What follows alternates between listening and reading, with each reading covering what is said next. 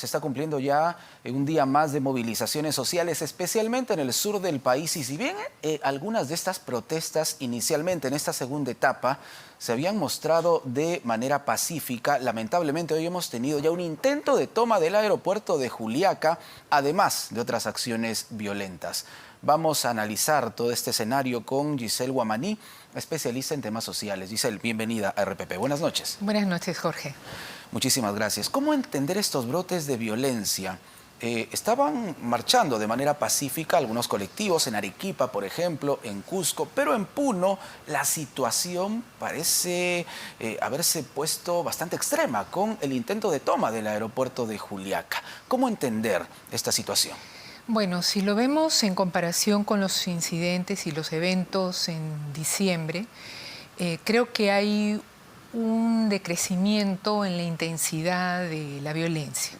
Y creo que luego de Quepayatto, en la convención, que fue una toma de una planta de gas y que se hizo pacíficamente, exacto, creo que ha sido un punto de quiebre para tanto los que protestan, los que se movilizan, pero también para las fuerzas del orden. Lo que demuestra es que se puede protestar y también se puede dialogar para evitar esas situaciones críticas en las cuales hay pérdidas de vida. Entonces creo que desde el día 4 en que se ha empezado nuevamente, se ha reactivado la protesta, hemos visto que han habido mayor número de puntos de bloqueo en la carretera, pero ha habido menos intensidad en las manifestaciones. Hemos visto también muchas marchas, movilizaciones que han sido pacíficas, que han estado expresando también la frustración, sus demandas, sus reclamos. Pero el día de hoy, como tú bien señalas, ha habido un incidente, un evento que ha sido bastante intenso, con este, en realidad, intento de toma del aeropuerto que también es similar a otras situaciones en las cuales cuando se pone en jaque o en riesgo una infraestructura tan importante como son los aeropuertos, allí la policía sí encuentra menos espacio para negociar, ¿no? Claro. Ahora, estamos viendo también denuncias con relación a infiltrados. Se habla incluso de asusadores hasta internacionales, ¿no? ¿Qué peso puede tener esta denuncia? Se habla, por ejemplo, de financiamiento también de la minería ilegal, que vendría a estar tratando no solo de azuzar a ciertos colectivos, sino de buscar un escenario violento en el país. ¿Cómo entender estas denuncias? Mira, en todo movimiento de protesta donde hay una colectividad, siempre hay este efecto en el cual empieza la psicología social a funcionar como un colectivo, ¿no?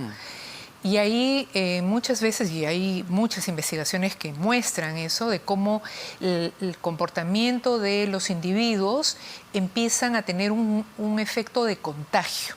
Es decir, actividades o acciones que normalmente uno no haría como individuo frente a un escenario distinto de amenazas, de miedo o inclusive también de discursos que no corresponden con la realidad, puede hacer que los individuos normalmente que no harían eso se empiecen a comportar de otra manera.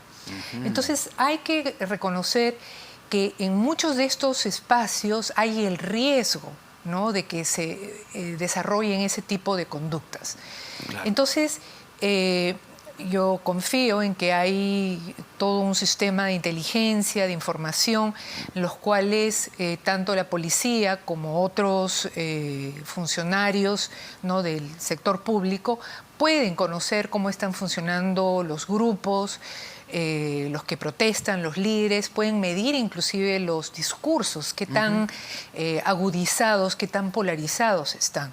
Entonces ahí hay todo un trabajo previo que se tiene que realizar para precisamente identificar cuáles son estos lugares, estas poblaciones que puedan estar mucho más acaloradas, que puedan tener un nivel de reclamo mucho más fuerte, de indignación, de frustración, y que por tanto hay un riesgo mayor también para este tipo de conductas sociales, ¿no? ¿Y qué le ha parecido hasta el momento la respuesta, tanto de las Fuerzas Armadas como policiales en el país frente a estos desmanes, a estos actos violentos, pero también algunas movilizaciones que han sido, lo hemos dicho, de manera pacífica? Sí, yo creo que todos están a prueba en este momento, tanto las fuerzas del orden como también muchos de los grupos que están protestando, que se están movilizando, ¿no? Y digo en que todos están a prueba porque muchas veces estos desencuentros responden a acciones y reacciones de ambas partes. Claro. Entonces, allí está a prueba la policía, las Fuerzas Armadas, para ver cómo el sentido de la proporcionalidad, el respeto a los derechos humanos se implementa en el día a día, pero también de los líderes y de los grupos que protestan en que tienen que hacerlo dentro de ciertos cauces, cierto respeto, mostrar y hacer ejercicio de su derecho a la protesta, pero dentro de ciertos cánones, ¿no? Hablábamos de protestas ciudadanas y siempre se acude a un hecho que, bueno, es un delito realmente, termina dañando, afectando a las personas más vulnerables. Hablamos del bloqueo de carreteras. ¿Por qué muchos de estos colectivos llegan hasta este extremo? A pesar de que, ya lo he dicho, se sabe que eso es un delito. Sí, y es más, el número de puntos que han estado bloqueados, según el reporte del Ministerio de Transporte, pareciera que ha bajado de 54 a 35, según los reportes de la Defensoría del Pueblo. También hay que señalar de que varios de estos puntos son puntos repetitivos, ¿no? Que son estratégicamente difíciles de liberar, son estratégicamente difíciles de cuidar. Entonces, por ejemplo, en la zona de Ica hay determinados puntos que el barrio chino, por constantemente ejemplo, barrio chino, son puntos de controversia. Y no solo en esta situación de conflicto, año a año, prácticamente en barrio chino, en algún momento se llega a bloquear la carretera. Sí. Y es que en realidad también corresponde con poblaciones de trabajadores, de personas que están rotando, que tienen, por ejemplo, en el último conflicto de los trabajadores agroindustriales, que tenían un nivel de demandas sobre necesidades básicas muy amplio. Sí, claro. ¿No? Entonces, digamos que se suman factores y que hacen pues una poción bastante peligrosa, ¿no? Difícil de manejar. ¿Cómo podría actuar la policía, las Fuerzas Armadas para no caer en abusos, ¿no? Nadie está pidiendo que disparen contra quienes bloquean las carreteras, pero algo se tiene que hacer. También hay que entender que la policía está frente a un dilema y en muchos de estos casos la policía cumple un rol de negociador, empieza a usar lo que decía un defensor del pueblo, el poder de la persuasión. Y allí la policía va, conversa, trata de persuadir, la presencia también del número de personas también es un elemento persuasivo muy importante. Entonces, lo que es interesante es que también tenemos esta jurisprudencia que también señala que se puede protestar, pero el bloqueo de las calles, de las carreteras, ¿no? De las vías de comunicación. Llega un punto en el cual están amenazando y ponen en jaque el derecho de muchas personas, inclusive el derecho a la vida, sobre todo de las personas que están en una situación de salud muy delicada. Hay quienes van, se trasladan, Giselle, para realizar un tratamiento médico, por ejemplo, y se quedan varados en las carreteras, ¿no? Y han habido personas muertas a raíz de eso.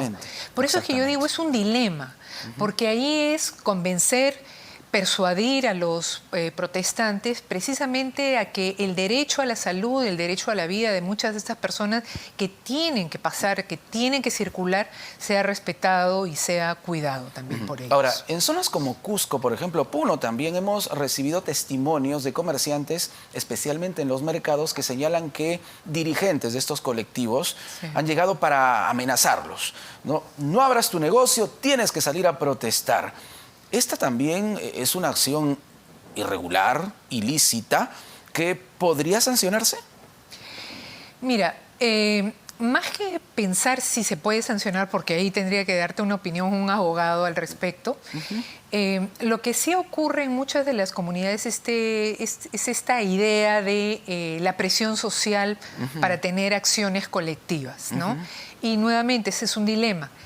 ¿Cuánto de esas acciones colectivas están impactando, están dañando el derecho al libre comercio que tienen los individuos? Claro. Y que de alguna manera están buscando también su interés propio de su libertad de comercio. Porque de si alguien seguir. sale a protestar, Giselle, está en su derecho, pero tiene que hacerlo, bueno, por su propia voluntad, no presionado u obligado. O ponerse en riesgo, inclusive, ¿no? Claro, claro. Entonces, yo digo, estas situaciones son situaciones de dilemas, ¿no? Porque por un lado, en muchas de las comunidades hay esta cohesión y hay esta presión social para hacer determinadas acciones de manera colectiva, pero llega un momento en el cual ya estás coactando la libertad y las opciones que tienen como individuos. Pero ¿no? es un dilema como tal, ¿no? Todo nuestro país realmente. Bueno, sí. Estamos entonces en una nueva semana, y esto es una lástima, ¿no?, de movilizaciones que terminan afectando el desarrollo económico y social, especialmente en las regiones del sur del país. Ahora, algunos colectivos están señalando que van a llegar a Lima, a la capital de la República, para poder protestar también aquí, frente al Congreso y frente al Ejecutivo. Porque hasta el momento no se ha podido encaminar una acción de diálogo efectiva, real, con estos colectivos por parte del Ejecutivo. ¿Qué está faltando? A ver, de lo que he podido ver en las diferentes fuentes de información, el gobierno ha estado haciendo esfuerzos para que sus ministros establecieran esos canales de diálogo. En algunas zonas han sido bastante resistentes, sobre todo en las zonas del sur, en Puno, a abrir, a sentarse, a dialogar, ¿no? Y creo que ese primer paso de sentarse a dialogar tiene que llegar tarde o temprano, porque luego de toda la época de violencia que hemos vivido como país, sabemos que la violencia no es una opción. Y sabemos que finalmente el diálogo es la única forma de llegar a puntos de consenso y de encuentro. Entonces creo que muchas veces como que en nuestro país llegamos a esos extremos, ¿no? Esas situaciones en las cuales no hay marcha atrás, en las cuales nos quedan muy pocas opciones. Yo espero que los diferentes liderazgos, los diferentes grupos y movimientos que están desde su perspectiva movilizándose y reclamando, que entren en este proceso de diálogo, de sentarse, de poder evaluar inclusive, porque ahí tiene que ver mucho la información que manejan sobre lo que se puede y no se puede hacer, ¿no? Correcto. Entonces, hay como muchas expectativas por parte de muchos de los grupos que están reclamando, expectativas que no se pueden hacer en el marco legal que tenemos, ¿no?